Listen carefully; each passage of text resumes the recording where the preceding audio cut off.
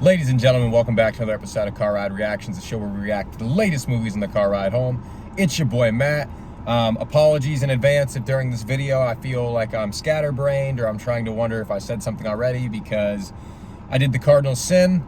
I drove home, I did the reaction, I looked down, and I wasn't recording at all. So this is actually my second run through of this recording. I just walked out of Five Nights at Freddy's 2, the sequel to the Blumhouse horror movie that came out a couple years ago, and it's an adaptation of a pretty popular game that's got kind of a cult following. I didn't play the games, but I know a little bit about the lore. So when I found out they were making the first movie, I wanted to go see it. The first movie was it was okay to me. It wasn't anything spectacular, but the story behind the games is good enough, and the movies did a good enough job that I was hoping they would make more of these. So I was happy to see there was a second. I was happy to go see it and support. That being said, I'm gonna give it a 6 out of 10, but there was a lot of good in there and there was a lot of bad in there too. Very similar to the first one. I think it was better than the first one, but it's pretty comparable. So like I said, I didn't play the games. I thought the story was cool. I wanted to go see the movies, but my showing for the movie tonight was a fan event. So it was a full theater. The majority of people that were in there were FNAF players or read the books, or they're more involved with the lore than I am. So I'm going to tell you like my thoughts on things as well as giving you kind of like their reactions on things. Like I said, I thought it was better than the first one, even if it just slightly. As I was walking out of the theater, I could hear groups of people talking about how they thought it was definitely better than the first one. So if you liked the first one and you were interested in seeing more, definitely worth it on this end. It sounds like it was worth it for me as a I guess, franchise follower and just kind of a moviegoer, and from the franchise followers that they thought it was worth it. The other thing was, when the movie ended, there was a lot of applause. So they must have thought they did a pretty good adaptation of the games and the story. And I know that the movie lore is a little bit different. Like, I don't think we ever actually learned the main character, Mike's, name in the games, but obviously he has a name, and we get that kind of background in the movies. And it sounded like they gave us in the first one we learned Vanessa is Will Afton, who's kind of the villain of the whole thing's daughter. It sounds like it doesn't really go that way in the book. So there are some differences worth noting, and it's not exactly one-to-one, but I still think it's made for the people that were fans of the games and read the books and all those things. If they get people like me and anyone out there that's similar to me, not a fan of the games, I think they feel like that's just kind of icing on the cake for them. And if we like it, great. But really, it's made for the fans, and I feel that as someone that's a fan of a lot of nerdy things. I appreciate when like movies are made by fans of the source material. So. Yeah, like I said, 6 out of 10.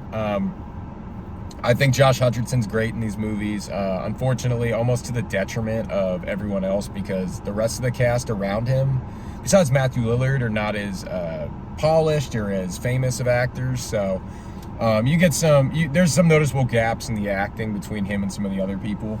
But the animatronics look outstanding.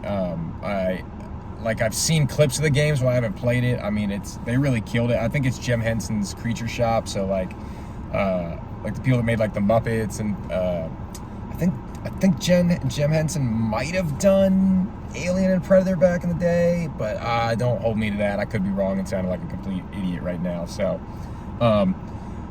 all that stuff was great. I think it's like they were making it sound in the theater like it's a good adaptation of the games. They said there was more references to the actual like gameplay in this one. I guess like in the games, Mike's a security guard, and he's sitting at the chair and looking at the security camera and having to flip back and forth between what's actually happening versus what's on the screen. I kind of heard some people talking as the movie was over that they did a really good job with that. So yeah, I mean, that sounds like they did good. Where I think a lot of people, again, didn't play the games, so they're adding a story in there. I would assume they're adding a story in there that's not or it's more in depth than it is in the games. Some of the dynamics between characters are not great. Like Mike and Vanessa, like there's supposed to be a love interest, but you don't feel a lot of chemistry between them. And then Mike kind of flips the switch like in the movie a couple times to where he's like, I can trust you, I can't trust you, which is an understandable like dynamic for him to be going through and to not know if he can trust Vanessa or not. But the way it kind of shifts from one to the next, it just feels very abrupt and not like as fleshed out as you'd like it to be. Some like, you know, like any other horror movie, some bad decision making. Like there was a couple of times I couldn't help but think to myself, wow, Mike, like if you didn't go to, or if you just went to the science fair like you were supposed to from the jump, none of this would have happened. Or if you just hadn't lied to Abby and you'd been truthful with her from the jump, none of this would have happened. So you get some of those like frustrating, like if you overthink the story a little bit, not even overthink because some of it's kind of obvious, you get some of those kind of like frustrating moments where it's like, this feels like it was preventable, or we could have done more with this, or spent more time with this and made it a little better. You have some of those moments, or a lot of those moments. I mean, I don't know if this will make sense to say, but I feel like the lore of the story of the games is so interesting that like, even though the movie doesn't do a good job with it, in my personal opinion, it still makes the movies interesting. Like that's why, like, again, this one, 6 out of 10. I hope they do make another one. I'm in for it. Like I'm in it, even if it's just like a slightly above average movie. It's interesting enough. I'm along for the ride. I feel like I'm in on it. So, yeah. I mean, not a ton to say about this one.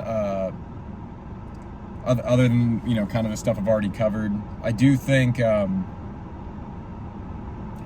going to be a fun one to kind of like watch like an Easter egg video breakdown of and find out, because there were points in the movie where people in the crowd, I could see, like there was these two girls sitting next to me, and something happened at one point in the movie and they just started like getting giddy and like pointing and whispering at each other. So I don't know what it was they were in reference to, but there must have been some stuff in the background that was cool, and if like Easter eggy, if you're into that kind of stuff. So I look forward to checking that out. I won't spend a ton more time on this one. Go see it if you liked the first one. If you didn't like the first one, I mean, this one's a little better, but you know, I don't know why you're seeing the sequel if you didn't like the first one. So yeah, check it out. Let us know in the comments what you think. Favorite trailer for this one? Oh man, I can't remember what the movie was called, but it was like Hide and Seek 2 or something like that. And it looked like a horror movie, and Elijah Wood was in it, dude that was Frodo. And if you ever saw the Wilfred show, the main character in that, that looked pretty interesting and pretty fucked up. So I'm gonna say that one. I was a little late getting inside the theater today, because for that fan of the between Five Nights at Freddy's, Wicked, and Jujutsu Kaisen, my theater was actually as packed as I've ever seen it. So yeah. That was my favorite trailer. And then coming up, guys, we got Avatar Fire and Ash in December. Or I'm sorry, not in December. It already is December. At the end of the month, we're going to see Marty Supreme. I don't know if that's going to be one that we'll see holiday weekend. I'm going to be out of town, or if I'll wait till I get back and me and Ken will see that one together. But I know he's got interest in seeing that one too. But what's coming up that we really need your all's help with, and we're really excited about, we are going to do our end of award show. Our end of the year awards show, where kind of our version of the Oscars, we're going to give out our awards. So look for us to be posting soon some polls, some things like that. We're going to need your help for like best picture voting, best actor, best supporting actor and actress, best actress. So look forward to that.